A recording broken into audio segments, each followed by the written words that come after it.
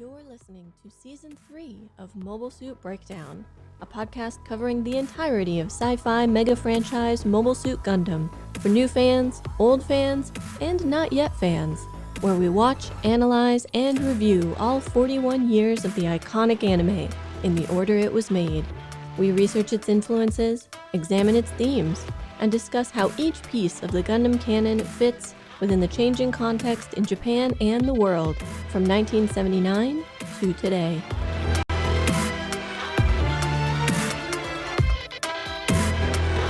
This is episode 3.36, Maiden Voyage. And we're your hosts. I'm Tom, a lifelong Gundam fan, and if you need me, I'll be foretelling the future of MSB with this app on my phone. They listen to me, they listen to me not. They listen to me, they listen to me not. And I'm Nina, new to Double Zeta, and Tom can attest that I spent most of this episode enraged. Mobile Suit Breakdown is made possible by the support of 460 patrons and subscribers. Thank you all, and special thanks go out to our newest supporters: Campbellized, ZR, Matthew H., and Maddie K. This podcast would not be possible without your support.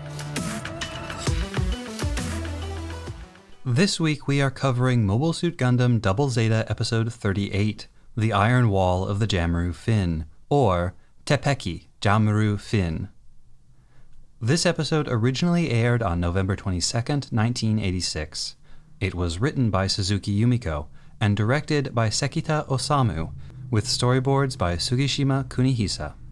For our research this week, have you ever noticed how character profiles and even Wikipedia pages for real Japanese celebrities often include, of all things, their blood types? Nina researched the system of pop psychology that purports to predict personality using nothing but a person's blood type. But first, it's Radio Free Shangri-La.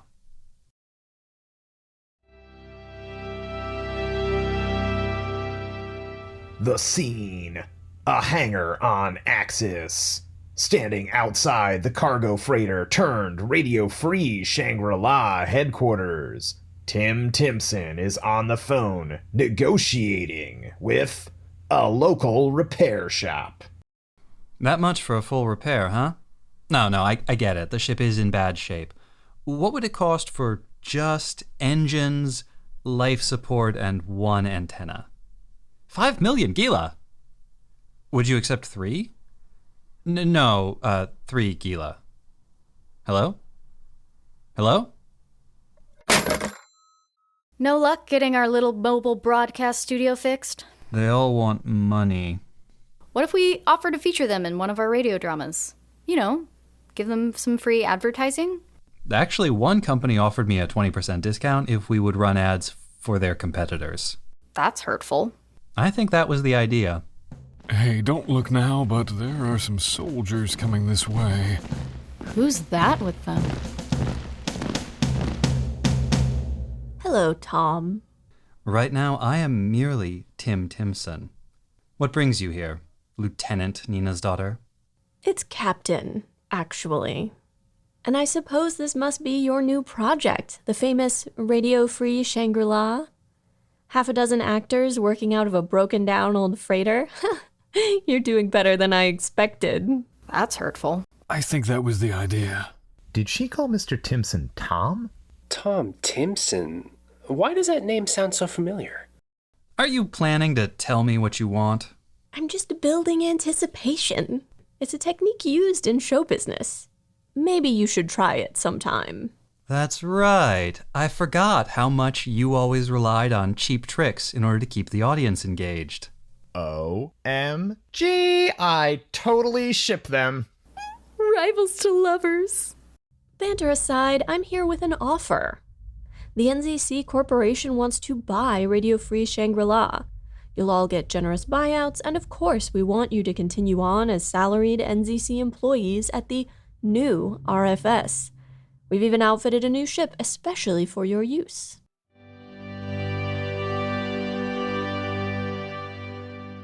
You're not seriously considering her offer, are you?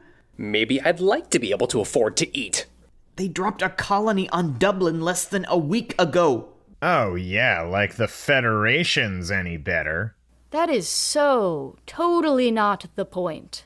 It's not like we're talking about joining the army. We'd be doing the same thing we're doing now, just with a steady paycheck. Well, I guess everybody has a price. Well, that was uncalled for. Look, why don't we at least go check out this new ship? We don't exactly have a lot of options right now.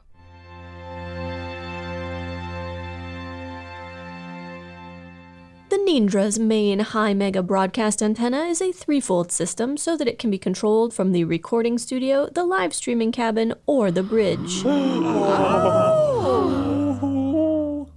Everything is state of the art.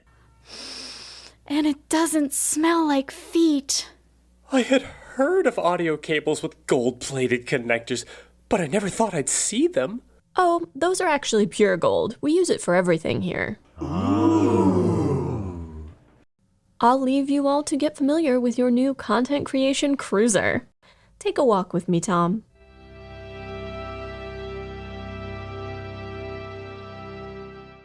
So what's the game, Nina? You don't seriously expect me to believe that you arranged all of this for us? There's something I need to show you. What is... Are those freezers? Are there people in them? Not people, Thompson. Artists. And once we've fired those amateurs upstairs, these will be your new cast. Are they naked? But these are no mere actors who can only reach the audience through their performances. No, these are a new type of content creator, capable of connecting to their fans in a deeper, purer way through social media. You don't mean... That's right. They're influencers.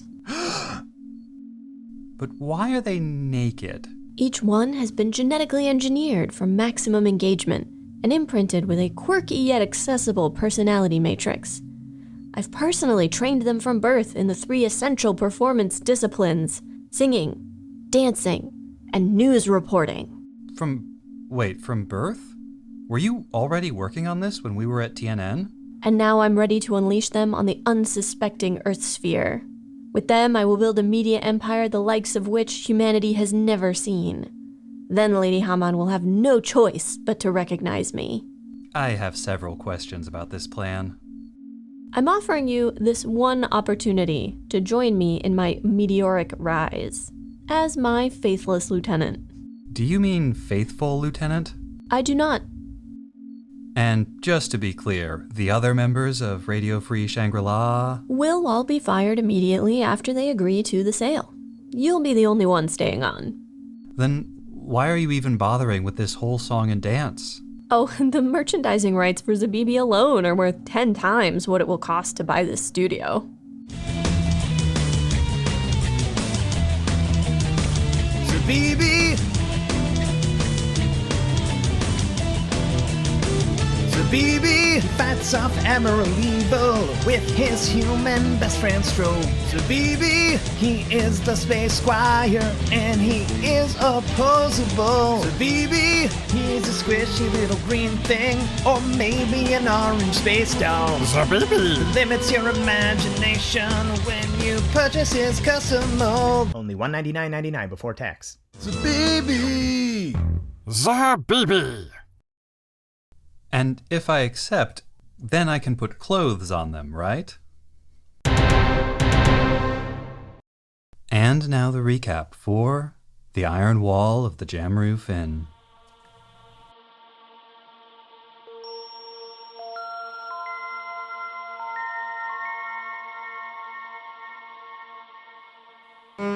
Having just visited Granada, the La Vie en Rose is fully resupplied. Emery is lovesick and sulking now that Bright has gone, but Millie tries to get her to focus. They need to deliver supplies and messages to the Nail Argama as quickly as possible.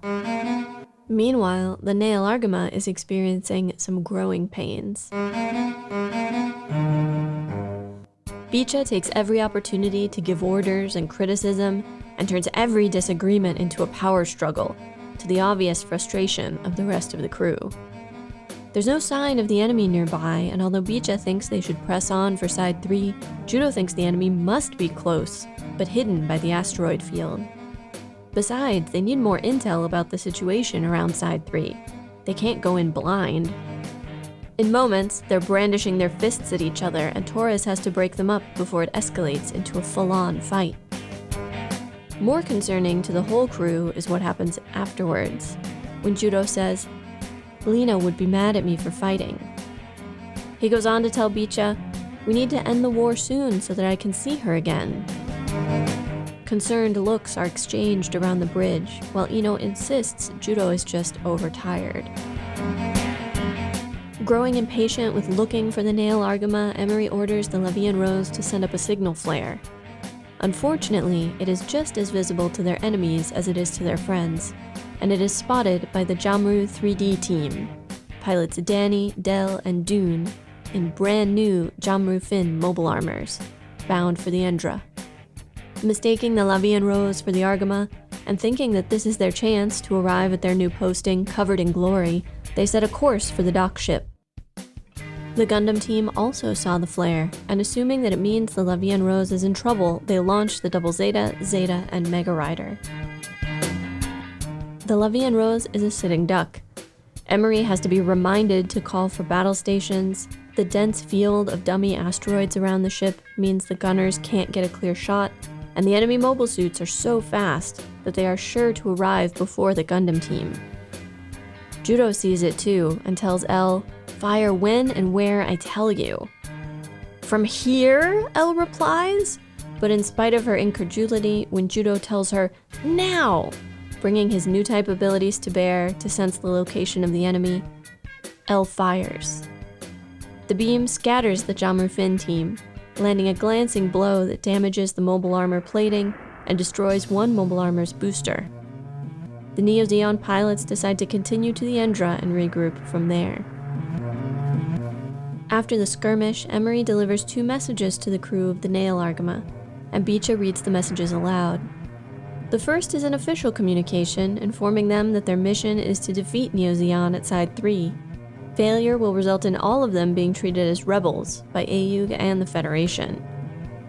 Most of the group seems outraged, but Judo smiles and points out that fighting Neo Zeon at Side 3 and trying to end the war is what they had planned on doing anyway. Besides, they're being paid, and he wants to be able to send Lena to a good school when this is all over. Bicha starts to ask Judo what he's talking about, but Elle talks over him, playing along with Judo's comments about Lena being alive. The second message is a video from Bright, where he assures them that they are ready for what lies ahead, ready to make their own decisions and fight for themselves. "Let's do it!" Judo cheers, and the rest join him. But Bicha stands apart, still worried about Judo's mental state. Before launching an assault on the Argama, the Endra receives 2 new groups of pilots. The first is the Jamru team. Cocky but professional, Mashima is not concerned about managing them. The other, the Sturm Diaz team, is led by Sato, an old Zeon captain from Side 3 who openly balks at being placed under Mashima's command. The AUG ships are ready to defend, but their mobile suit pilots are badly outnumbered. With 10 or more enemy mobile suits incoming, Torres tries to get Bicha to pilot the Hyakushiki, but Bicha insists that a captain has to stay on the bridge. The numbers mean that the whole Gundam team is occupied when Sato makes a beeline for the Nail Argama's bridge. Emery orders her own gunners to fire, but Sato's in one of their blind spots. They can't target him. He's about to punch through the bridge when Ilya shoots him down, obliterating his mobile suit with him inside it. Then, she tries to use his death to inspire his squad, crying out, "They've killed Sato! Avenge your captain!" The Jamru 3D squad gang up on the Double Zeta, and Judo is struggling. Finally, Emery hails the Nail Argama and tells Bicha he needs to defend his ship. The crew will never respect him as a captain if he isn't willing to fight for them, and she can manage the Nail Argama's bridge in the meantime. Once Bicha joins the battle, he and Judo start arguing and sniping at each other, even as they fight back to back. Fed up, Bicha declares that he can fight the Jamru team on his own, but Lena appears to Bicha, telling him, no, you can't, in the same moment that one of the Jamru shoots off the Hyakushiki's foot. She also appears to Judo, telling him to calm down. Once he does, he is able to use his new type abilities again, directing not only his shots but also Bicha's, and they drive off the Jamru squad. Ilya calls a retreat for the demoralized Sturm Diaz team and returns to the Endra. In the aftermath, Bicha tells Judo that he saw and heard Lena, and Judo is happy and relieved. He wasn't sensing a ghost or spirit. Lena really is alive.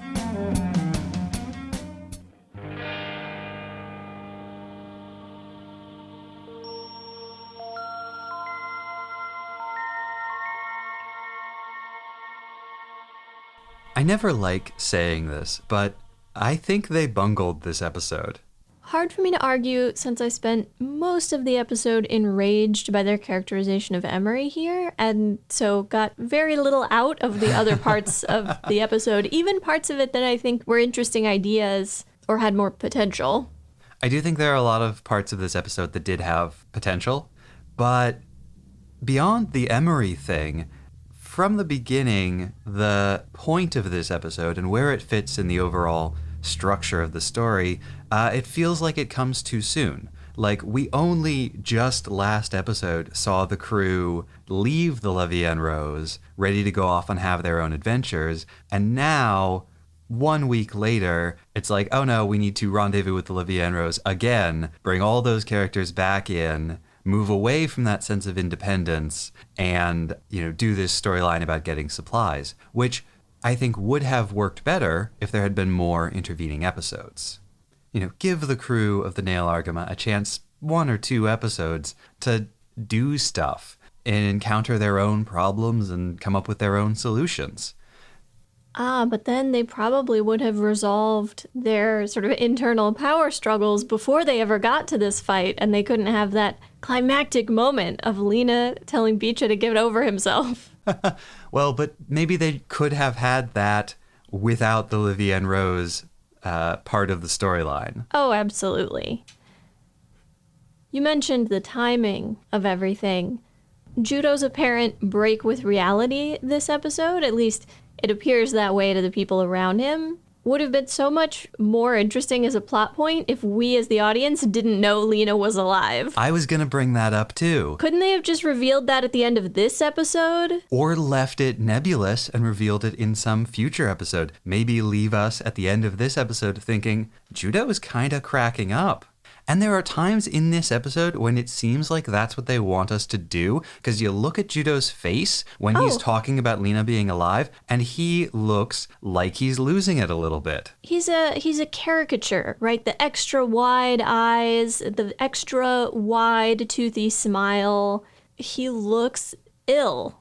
The first time it comes up, he says, "Oh, we shouldn't fight. Lena would yell at me." And it's kind of ambiguous because it's not necessarily inconsistent with the idea that, our dead loved ones are watching us from the beyond, right? But then he says, we need to end the war so I can see her again. And if I didn't know she was alive, my first thought would have been, is he thinking of killing himself when the war is over? Yeah. But he also has that bit about wanting to send her to a good school, so he needs to get money. But that's much later in the episode. Mm-hmm. But yes, it makes clear he believes that she physically exists somewhere. And if he's not certain, though, if he has this feeling, but his logical mind is telling him it can't be true, that would explain why he hasn't tried to tell anyone. Until now, when he tells people repeatedly throughout the whole episode. Right, the fact that he never explains to them, it would work if the point was that he's losing it. Right.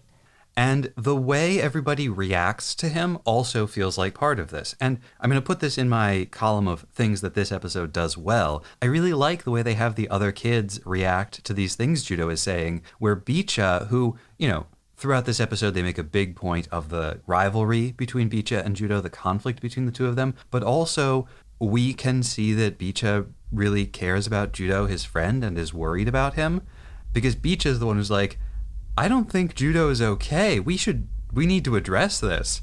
And everybody else is just like, no, he's fine right now. Let it ride. don't say anything to upset him.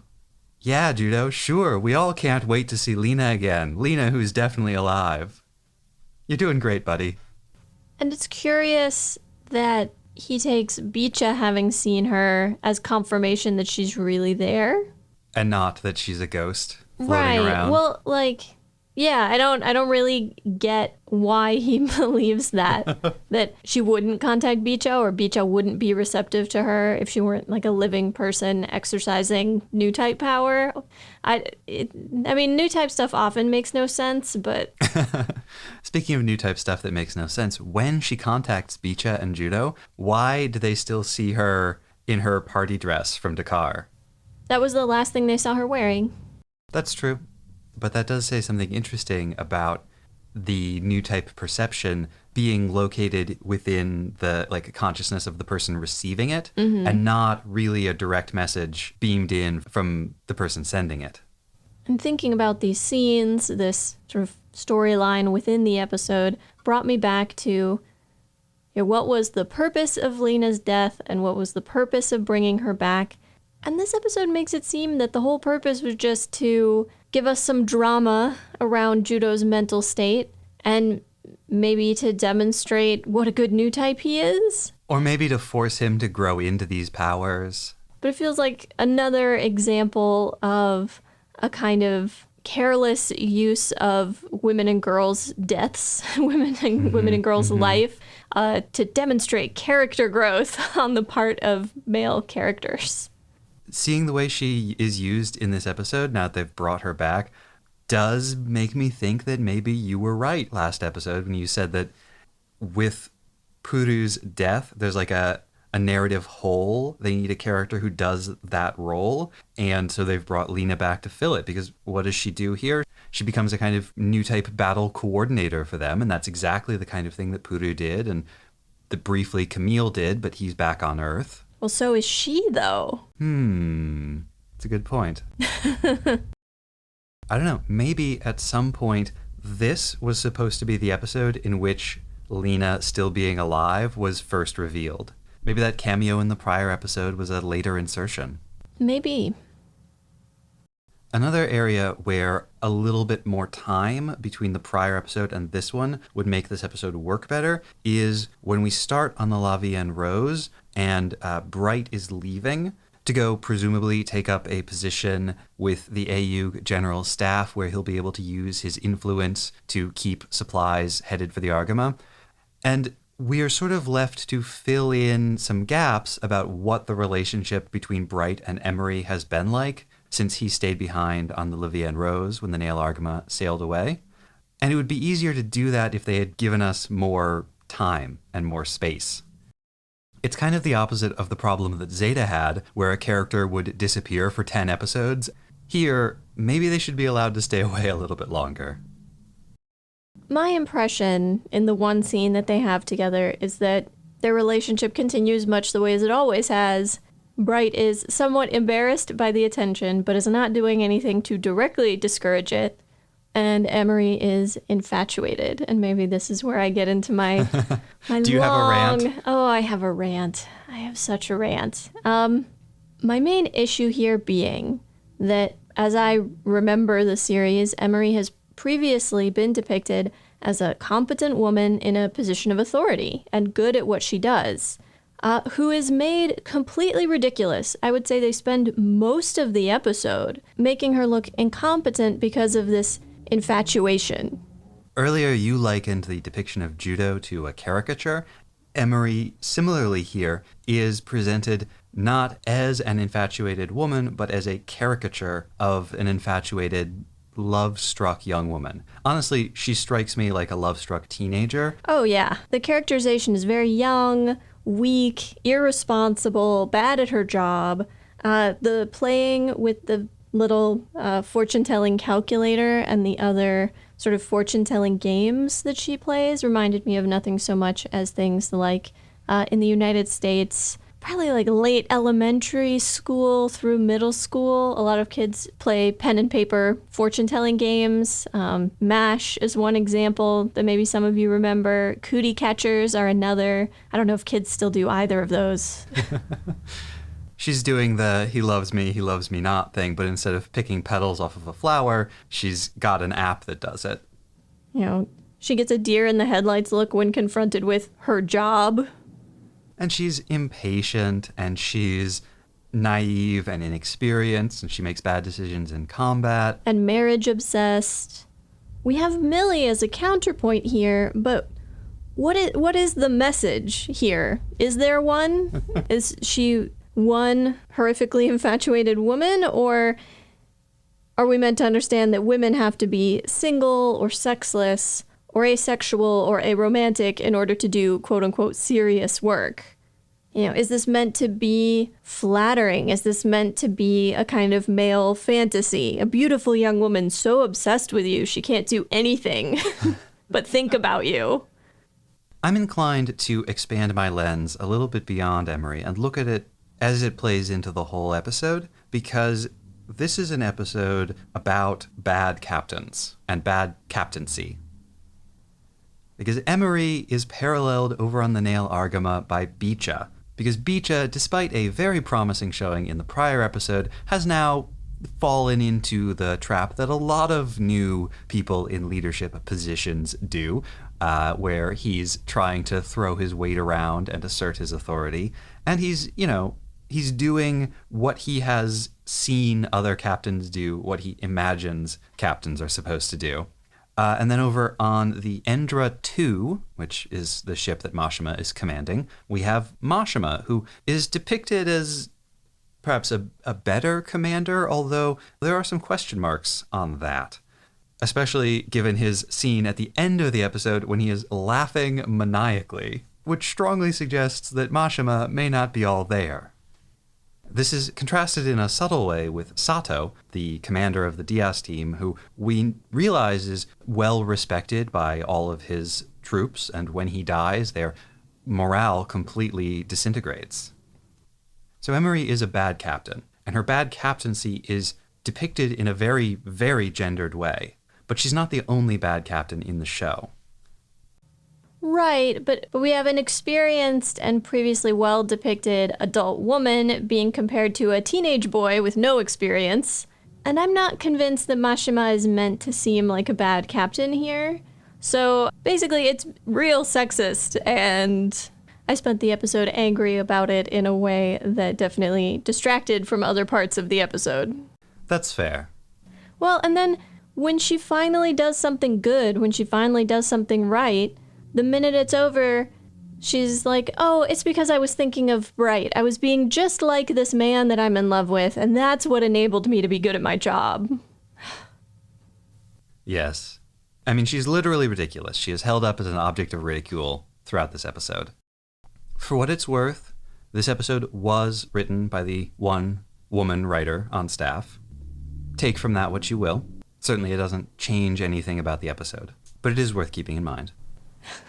That just makes me wonder to what degree Millie is a self-insert for that writer, and her characterization of Emery is a characterized and extreme depiction of a kind of woman she saw in the workplace.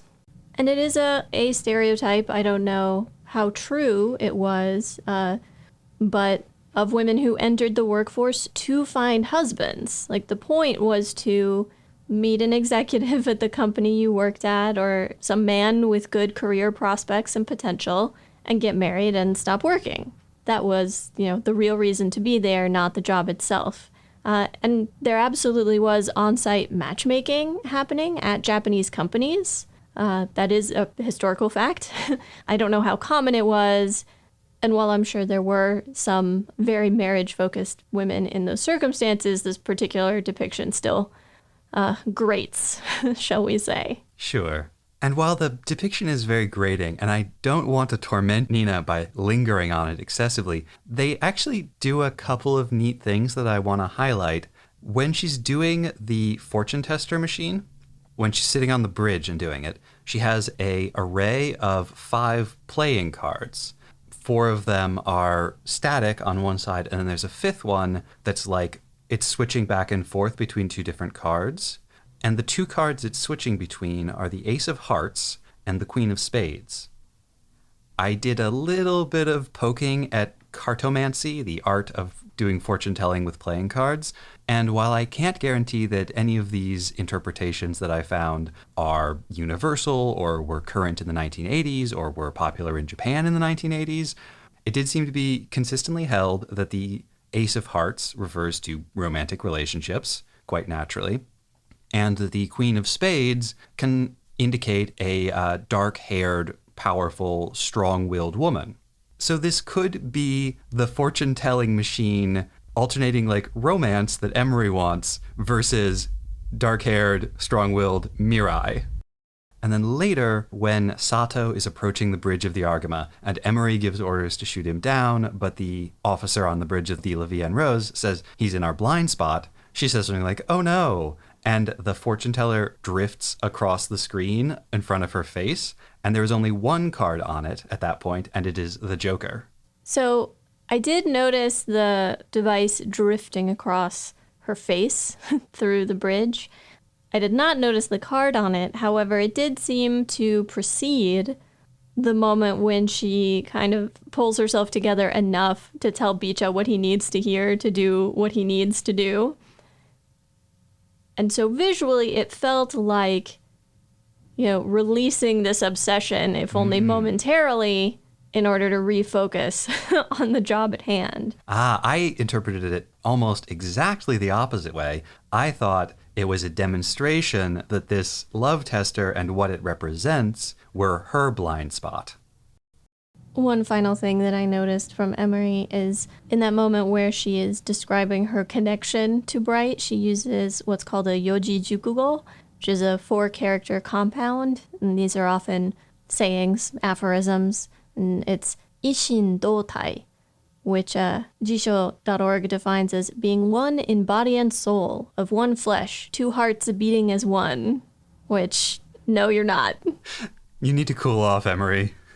But that's similar to the way Mirai always described their relationship in Zeta, when she was talking about being separated and yet still knowing intimately what Bright was thinking and feeling and what he would want.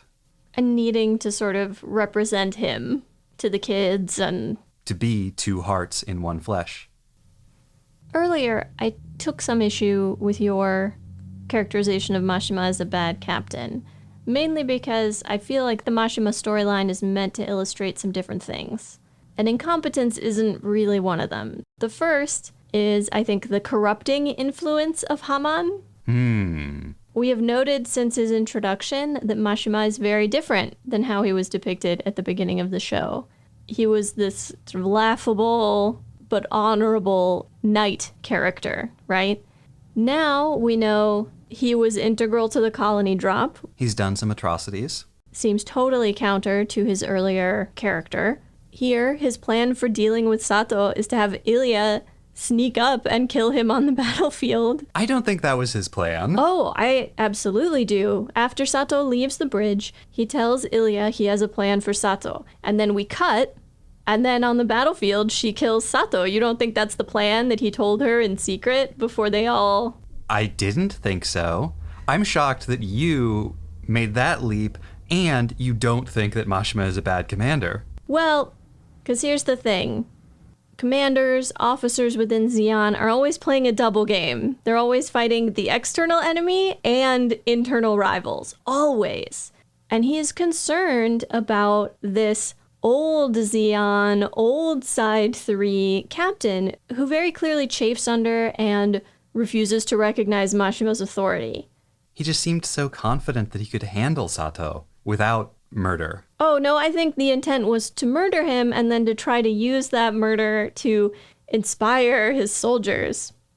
We've absolutely seen squads inspired by vengeance before in much more effective ways. It didn't work this time. Instead, the death was very demoralizing instead of inspiring to the troops. But that doesn't necessarily mean it was a bad plan. I'm not saying it was like moral or correct. Obviously, it was a horrible thing to do. But I think it was a relatively well thought out plan that just happened to backfire.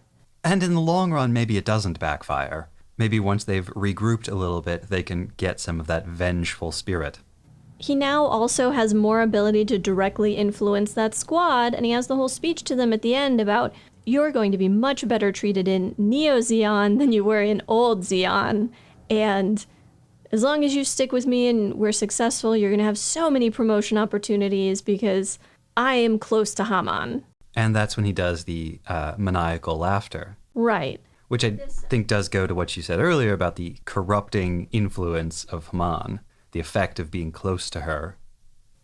And the fact that he is, he's not giving a speech about the honor of their cause. He's not giving a speech about chivalry and their prowess on the battlefield. It's very mercenary. You will get promoted. You'll be treated better frequently means you'll be paid more and fed better. Like, you'll have more perks. And in this way, he parallels Danny over with the 3D Jamru Fin team, who also talks about their goals in terms of promotions and money and impressing the ladies. But this is such a change for Mashima. Oh, this is dark Mashima. This is a Mashima who used to be a romantic and is now effectively sort of like bribing his soldiers. Well, it's in the visuals, too. Mashima's uniform has changed in a bunch of ways, since now he's gotten into visual kei or glam rock, but also his overall color palette has changed for the darker. There's a lot of black in his uniform now, whereas if you think back to the beginning of the show, there's an episode where he wears an all-white suit.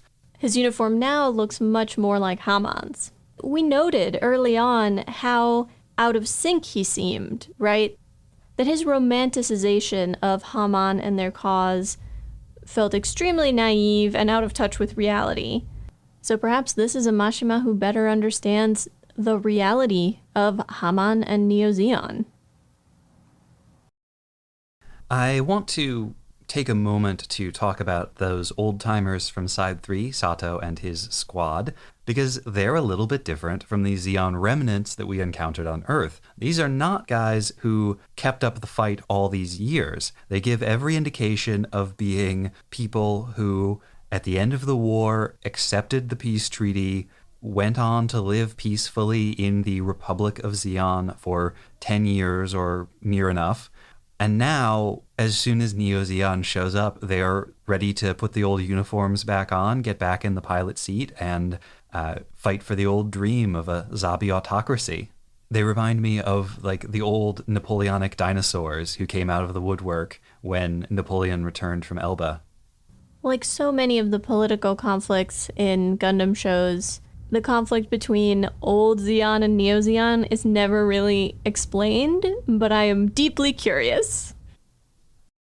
Let's jump over to the third in our bad captains triad and talk about Bicha, and also his relationship with Judo. I think their relationship is best summed up by when Bicha finally launches, and the two of them immediately start arguing, but they're fighting back to back. They have each other's backs. They do trust each other and they will fight for each other, but they are always going to be rivals in a sense. They are always going to be competitive with each other and butt heads, and that's just a natural part of their relationship. Yeah, it's like when they almost have a fist fight on the bridge and it's only Torres interceding that prevents it. And it escalates very quickly. It's a maybe 3-line verbal exchange before one of them is like, oh, you want to fight about it? Put him up. Yeah, I get the impression they maybe get into a lot of fistfights, the two of them, or scuffles. Bicha in this episode reminded me of nothing so much as Bright in the early episodes of First Gundam, where he doesn't really know yet what his job as the captain is, and often he's just sitting on the bridge yelling at everybody to do their jobs both better and faster. However, I don't think Bright ever gave orders for the joy of exercising power. And Bicha absolutely does. Bicha is so into this sense of power that this position of nominal authority gives him. And every time he tells somebody what to do or how to do it, you can tell he's getting this little thrill of like, haha, I have the power now. Sure. I mean, there's some delight and joy to be found in exercising power, especially if, like Bicha, you are not accustomed to it. You have never had it before. You have spent your life as the subject of power rather than the wielder. But also, I think Bicha is not secure in his position as captain, and why should he be at this stage? And part of his insistence on giving orders and his thrill at having them obeyed comes from that sense of insecurity. People listening to him is a sign that he actually is the captain, and people ignoring him and doing whatever they please undermines his captainness. That being said, I think this episode does continue to hammer on the same message from the prior one, which is that the role of the captain on the Nail Argama is not really giving orders. Bicha is so much more valuable to them as a mobile suit pilot because everybody on the bridge basically knows what to do. And Bicha ordering them to be faster and better is not helping anyone. The most interesting part of it for me is that nobody is saying he can't be captain. Nobody is saying let's not have a captain at all. It's just about how he is being the captain, and the sense that not only is it bound to be different because of their circumstances, but that it has to be different. That they need him to be a particular kind of captain, and that he can still have that position, but he needs to kind of conform to the needs of the ship. And when they get that message from Bright, and Bicha's like, this looks like a job for a captain, he's absolutely right. Reading letters from command is a job for the captain, and everyone is happy to let him do it. And he seems a bit envious, a bit concerned, a bit like he feels Judo is stepping on his toes when Judo is the one sort of responding to Bright's inspirational message with, yeah, let's do it, and everybody's rallying around Judo. But there's no reason your head pilot or your ace pilot can't be the one rallying everybody's morale. That doesn't have to be the captain's job, and it doesn't undermine the captain if someone else is also doing that. Peach is just jealous. He wants to be the cool one who says the cool things and makes everybody go, yeah! And whomst among us has not felt that jealousy? I was gratified by how much Bright's letter to them echoed some of what we talked about last week. That was gratifying. I felt pretty good about that. Yeah. Thank you, Bright. You're ready to direct yourselves, make decisions for yourselves, take initiative, fight for yourselves. Yeah. Yep. It's good stuff. Also amused by Mondo being like, how can they threaten us? We're not soldiers. And it's like, well, if you're not soldiers, you stole that ship. To which Mondo would say, yes. Yes, we did. Then what exactly is the problem with them treating you like criminals? They're not an especially logical bunch, but... Can we talk about mobile suits a little bit? Sure. Because there's 3 mobile suits, 2 of which appear for the first time in this episode, and 1 that appeared last episode, but we didn't really talk about it. Those would be the Jamru Fins, which are actually mobile armors, the Rigelgu, which is the Gelgug-like mobile suit that Ilya is piloting, and the new team of, I swear they're not Rick Dias's, but Sturm Dias's, that Sato and his team are all piloting. You'll see the Sturm Dias name written Schutzraum sometimes, which comes from the Japanese way of writing it, but it's pretty well established that it comes from the German word Sturm. I like all of these, actually, but I really like the Jamru Fins. I like the Jamru Fin as well, especially the head for some reason. It's got a weird head shape. I like it.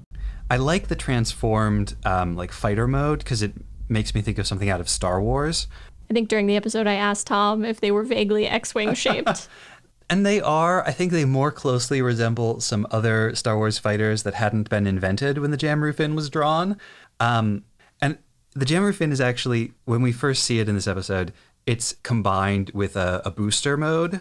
And the booster looks a whole lot like a Y-Wing from Star Wars. But when they combine, it looks more like an X-Wing. Anyway, but when they transform and that weird, creepy head thing comes out that we both love so much, they really reminded me of Skeksis from the Dark Crystal.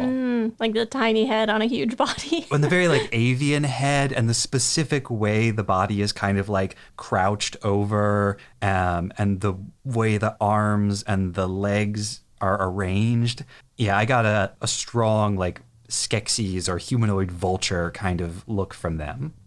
Also, where's the fin bit come in? Is that part of the name? I feel like they leave it out a lot when they're talking about them. It is part of the name. I've seen in some of the supplementary stuff that the Jamru Fin was supposedly developed from the Big Zam. So maybe the Zam and Jam parts are related, and then Fin is like a modifier the way Big is. I'm not sure. But they're real cool. I like them a lot. I am, however, really curious because we've got this team of pilots, the 3D Jamru team, with Del, Dune, and Danny. They call them 3D, Yep. right? Why the heck are they not piloting Drysense?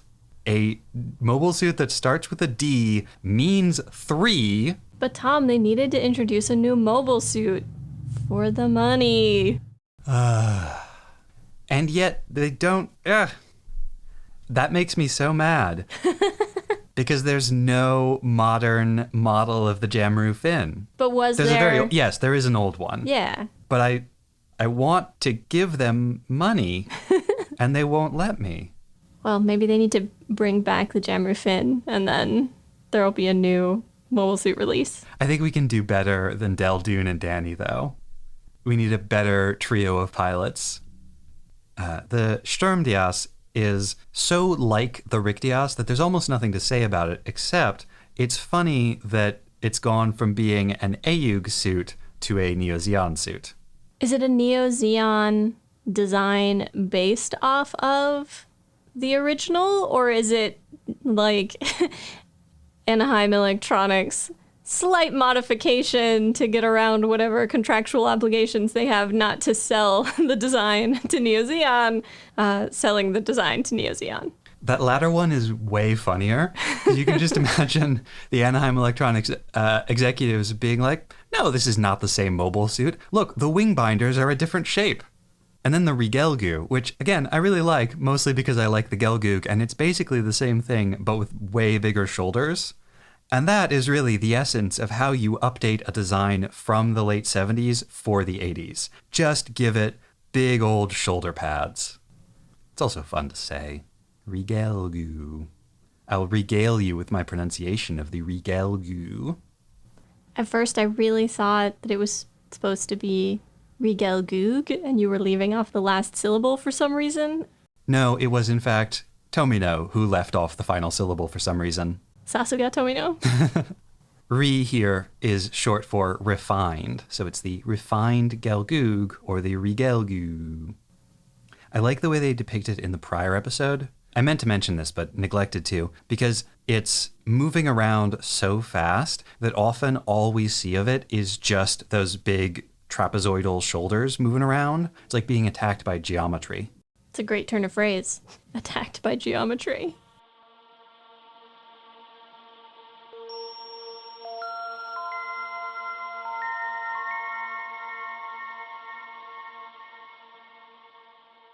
And now Nina's research on blood type.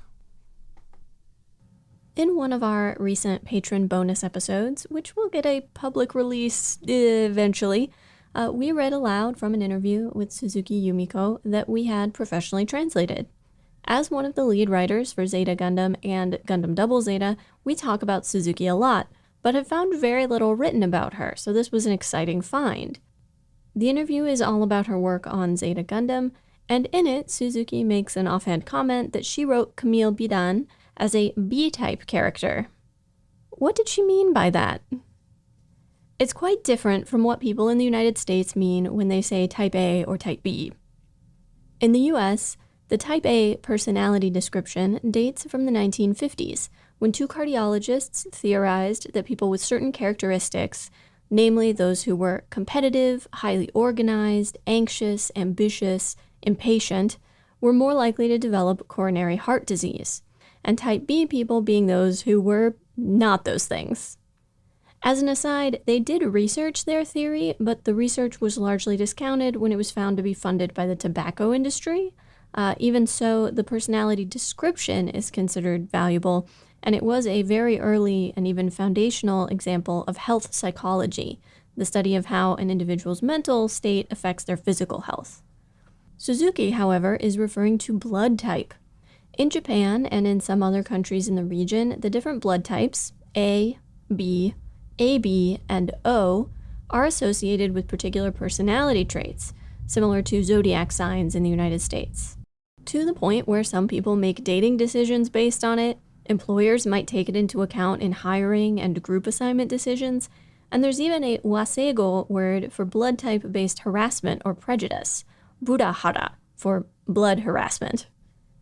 Wikipedia pages and other bios of famous people often list their blood type, and some games and TV shows, including Gundam ZZ, give their characters' blood types in the setting materials or in other bonus content. Blood type, and how to determine it from blood samples, was discovered in 1909 by Austrian scientist Karl Landsteiner, who won the Nobel Prize for his work. By the 1920s, race scientists and eugenicists were already using blood typing to further their own theories and goals, and Japan's interest in blood type and personality came out of this period. According to one source, Nazi scientists used the fact that type A blood is more common in European populations and that type B is more common in Asia, and that type B blood is typical in a number of animal populations, to assert that this proved Asians were less evolved, closer to animals, and generally inferior to Europeans. Unsurprisingly, some of the Japanese interest in studying blood type and its possible connection to human character and performance came out of a desire to disprove this kind of garbage. On the other hand, the Japanese army also wanted to use this information to breed super soldiers, and to analyze and explain why certain colonized populations were more defiant than others. Furukawa Takeji, a professor at Tokyo Women's Teachers School, is credited by several sources as the first Japanese person to study blood type in relation to personality. He published The Study of Temperament Through Blood Type in the scholarly journal Psychological Research in 1927. Based on a sample size of only 11 people, all of whom were members of his family and none of whom had type AB blood. And in the 1930s, he studied the blood type distribution in the native populations of Hokkaido and Taiwan, looking for a biological explanation for Taiwan's tenacious resistance to Japanese occupation. The Ainu population was considered more submissive. Furukawa found that a high percentage of the native Taiwanese population, 41.2%, had type O blood, which he considered proof of them being genetically predisposed toward rebelliousness. For comparison, he found that only 23.8% of the Ainu population had type O blood. And since we're talking about race science and eugenics, his proposed solution was to use intermarriage between Japanese settlers and native Taiwanese people to decrease the proportion of Taiwan's population with type O blood. Interest in the relationship between blood type and personality died down before World War II, and had a resurgence when journalist Nomi Masahiko's book, Understanding Affinity by Blood Type, became a bestseller in 1971. Nomi died in 1981, but his son, Nomi Toshitaka, took up the reins, continuing to write books on the subject and even founding the Human Science ABO Center in 2004. Peak popularity of the theory seems to have been in the mid-1980s, around the time Zeta and Double Zeta were released. Some studies have been done in an attempt to test whether there's anything to this, and most find no statistically significant relationship between personality and blood type. In those studies that did find a connection, it's unclear whether the test subject's knowledge of blood type personality theory affected the results. Was it a self-fulfilling prophecy? Was it confirmation bias? With that history established, what are the actual types? And more importantly, what are the blood types of some Gundam characters? People with type O blood are said to be active, competitive, and capable of great perseverance as long as they're pursuing a clear goal. They're flexible and resilient, able to roll with the punches. Strong-willed, optimistic, loyal, and with great leadership ability, they can also be careless about little things, insensitive, aggressive, and rude. Arrogance and vanity mask insecurity. Ru and Mondo both have type O blood. That sounds like Ru. Insensitive, aggressive, but very capable and active. And it reveals some surprising things about the as yet poorly understood Mondo. Perhaps he is not merely Beecha's lackey. Perhaps there is a spark of rebelliousness that lives in his blood. There's certainly plenty of flexibility and resilience, though I probably would say that about all of the Shangri-La kids. He also seems to have a particular loyalty to Bicha, so there is that. People with type A blood are described as organized, sensitive, and strongly interested in promoting harmony, generally tactful and conscientious. They're also diligent and reliable. However, they can be stubborn, anxious, overly perfectionistic or fastidious, and easily stressed. In dealing with others, they can seem reserved, even wary.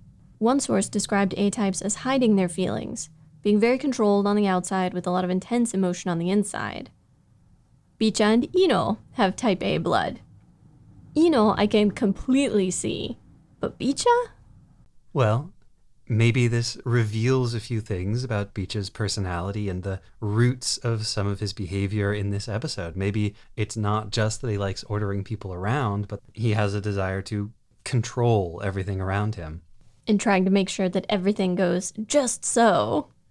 And for all that he plays at being nonchalant, he does seem rather an anxious person. Bit high-strung, yeah. Yeah, a bit. People with type B blood are thought of as selfish, freewheeling, uncooperative, and irresponsible, but highly creative. They are cheerful and outgoing, curious, passionate, and unconventional. The flip side being that they are unpredictable, even wild, and lose interest in things quickly. This blood type is often talked about as the bad one. People focus on the negative traits over the positive ones, and it is sometimes the target of teasing or bullying behavior or other social rejection. L and Judo are both type B blood people, although Judo was originally conceived of as AB instead. I can see describing both of them as freewheeling, independent-minded, creative, and a little unpredictable. I was just pointing out an episode or two ago how cheerful Elle is. And back on Shangri-La, she often worked independently from the rest of the group. When she was spying on the Neo-Zeon forces, or when they all decided to go to school and she did her own thing. Yeah, I can definitely see both Elle and Judo falling into this category. Finally, we have people with type AB blood, who are said to combine many of the characteristics present in type A and type B, and are therefore seen as dual-natured, complicated, and eccentric. Simultaneously two-faced and trustworthy, sociable and shy, they are also mysterious and aloof, but charming. Self-centered and forgetful, impatient, proud, but also artistic, composed, and diplomatic. This is the rarest of the blood types in Japan, and in many other places. Camille, Lena, and Char have type AB blood. I absolutely see it with Char. And elsewhere in the interview that Nina was talking about at the beginning of this segment, Suzuki did make the point that Camille and Char were simply too similar to each other. As for Lena, though, that one's a little trickier, but I can totally see it, because while Lena was, by force of circumstances and gender and the fact that she was Judo's little sister, required to be the more responsible, down-to-earth one, and she's the one who was always telling him to lead a normal life and stop doing such reckless, dangerous things, she herself had a tendency to get into the same kind of mishaps and scrapes, and while Judo wanted her to go to a good school and be part of regular society, she never really seemed to want that. She wanted to hang out with him and lead that same kind of life. And maybe those two siblings were always more similar than it first appeared. The description made me immediately think of how adept she was at handling the situation when they escaped Dakar, how easy it was for her to lie and to be convincing, and to be composed and diplomatic in a tense, dangerous situation. That she has those A-type traits of wanting to promote harmony in the group and being sort of dependable, but she can also be very creative. She can be unconventional. That Lena is complicated and difficult to make out. This kind of research piece always reminds me of a project I had in high school English, where we split into groups and had to research and present on Shakespeare, but more specifically on various at the time scientific or superstitious topics that crop up in the text. Things like astrology, the humors, symbolism and medicinal uses of plants, knowledge that would have been commonplace in a contemporary audience and that adds additional detail and meaning. These blood type-based personalities are really archetypes, and although they aren't mentioned explicitly in the show, knowing that at least one of the writers used these archetypes to inform how she wrote the characters gives us some insight into both the process and the characters themselves.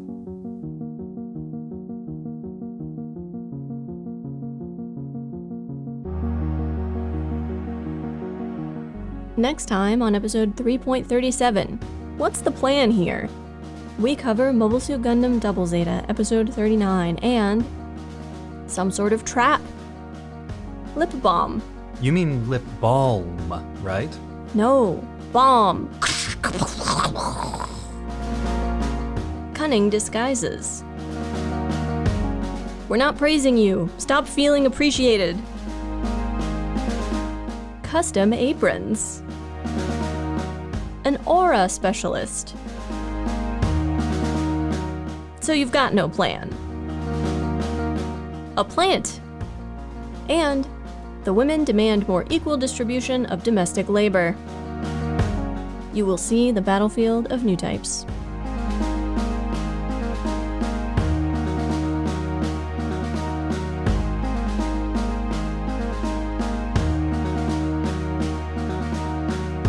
Mobile Suit Breakdown is written, recorded, and produced by us, Tom and Nina, in scenic New York City, within the ancestral and unceded land of the Lenape people, and made possible by listeners like you. The opening track is Wasp by Misha Dioxin. The closing music is Long Way Home by Spinning Ratio. The recap music is New York City Instrumental by Spinning Merkaba. Radio Free Shangri-La is performed by the MSB Players. You can find links to the sources for our research, the music used in the episode, additional information about the Lenape people, and more in the show notes and on our website, GundamPodcast.com. You can get in touch with us on Twitter or Instagram at Gundam Podcast, on Facebook at facebook.com/GundamPodcast, or by email at GundamPodcast@gmail.com. Or why not share your wrong Gundam opinions with the world by shouting, Lena is still dead. We just saw the new and improved clone, Lena 2. out your window at passersby. We won't hear you, but the world needs to know. This week's wrong Gundam opinion comes from Sergeant Soultaker. Thanks, Sergeant Soultaker. But you really ought to know that she's a body double. And thank you for listening.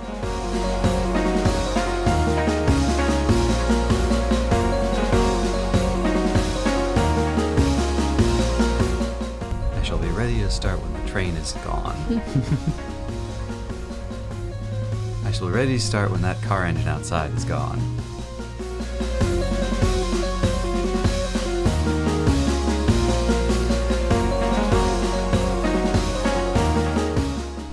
Okay, so I am going to take a quick break because I have to go buy some extremely limited Gunpla, which is going to go live at 9 p.m. I see. Okay.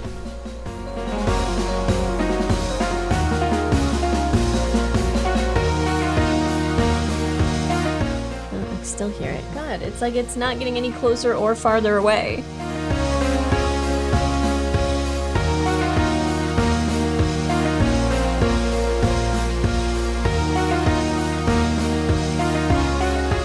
When the Levian Rose is opening fire and they're firing like through their own mobile suit formation and they get yelled at to not do that. Yep. No, this is even later.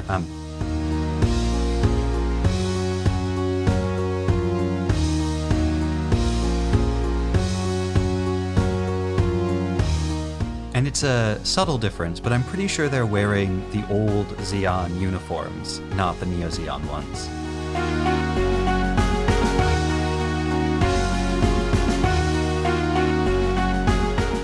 Yeah, I mean, it reminded me of that BoJack Horseman bit about how there's just a lot of male energy in this room.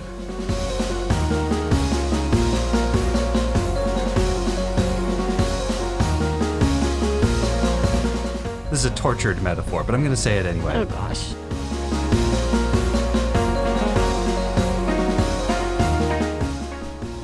Ba-dum-bum.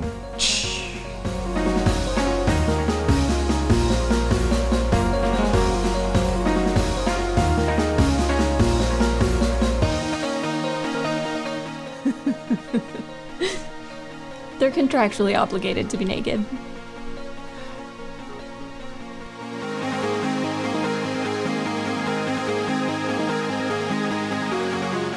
I can see both of them.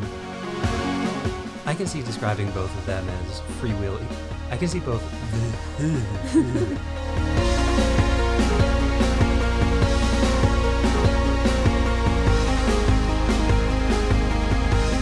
I think my first explosions were better, but that's fine. I love the explosions. I wasn't expecting them. Oh, we talked about it. I was very excited to do it. It's the funniest part. Yeah.